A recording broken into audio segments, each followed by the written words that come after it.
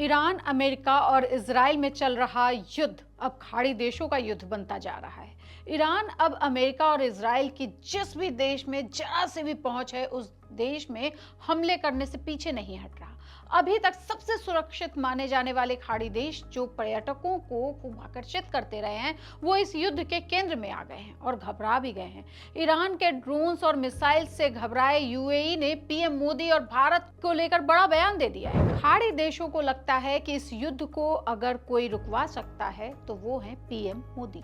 इस बयान के साथ ही पूरी दुनिया की नजरें पीएम मोदी की तरफ मुड़ गई हैं। ईरान अमेरिका के बीच चल रहे इस युद्ध को 10 दिन हो चुके हैं। इस युद्ध का असर पूरी दुनिया पे पड़ने लगा है। युद्ध से बढ़ते तेल के दाम और महंगाई को लेकर दुनिया परेशान है। अब दुनिया की नजर सिर्फ और सिर्फ भारत की तरफ है। दुनिया को उम्मीद है कि पीएम मोदी का एक कॉल इस युद्ध को रोक सकता है। दुनिया के बड़े नेताओं का कहना है कि अगर पीएम मोदी सिर्फ एक फोन कर दें तो यह जंग खत्म हो जाएगी। ये बात भारत में यूएई के पहले राजदूत हुसैन हसन मिर्जा ने एक इंटरव्यू में कही है। मिर्जा ने कहा है कि अगर प्रधानमंत्री नरेंद्र मोदी का सिर्फ एक फोन कॉल और यह जंग खत्म हो सकती है। मिर्जा ने यह भी कहा कि प्रधानमंत्री मोदी की खाड़ी देशों में काफी इज्जत है और उनका प्रभाव भी बहुत बड़ा है। अगर मोदी जी ईरान और इजराइल के नेताओं को सिर्फ एक कॉल कर दे, सिर्फ एक कॉल, तो यह मुद्दा हल हो सकता है। सिर्फ एक कॉल बस। मिर्जा का मानना है कि मोदी के दोनों देशों के नेताओं से बहुत अच्छे रिश्ते हैं, इसलिए वे इस संकट को कम कराने में अहम भूमिका निभा सकते हैं। अमेरिका और इजराइल से लगातार हो रही बमबारी से इराक घायल है और वह खाड़ी देशों के सभी देशों पर ड्रोन और मिसाइल दाग रहा है।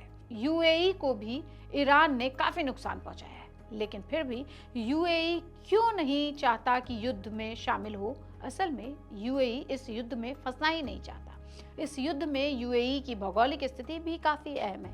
एक तरफ ईरान पड़ोसी है तो दूसरी तरफ अब्राहम समझौते के बाद इजराइल का पार्टनर भी है। इस वजह से यूएई दोनों देशों के बीच बातचीत कराने की भूमिका तो निभा सकता है, लेकिन युद्ध का हिस्सा नहीं बनना चाहता।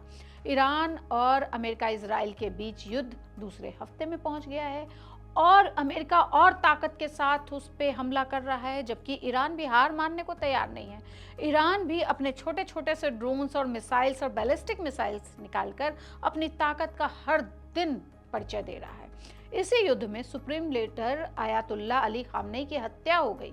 युद्ध के पहले दिन ही ईरान के supreme leader Ayatollah Ali Khamenei की हत्या के बाद उनके बेटे मुज्तबा खामनेई को नया सुप्रीम लीडर बनाया गया है। लेकिन अमेरिका के राष्ट्रपति डोनाल्ड ट्रंप को यह फैसला पसंद नहीं आया। पूरी दुनिया की नजर इस बात पर है कि क्या भारत और प्रधानमंत्री नरेंद्र मोदी इस तनाव को कम कराने में कोई बड़ी भूमिका निभाएंगे?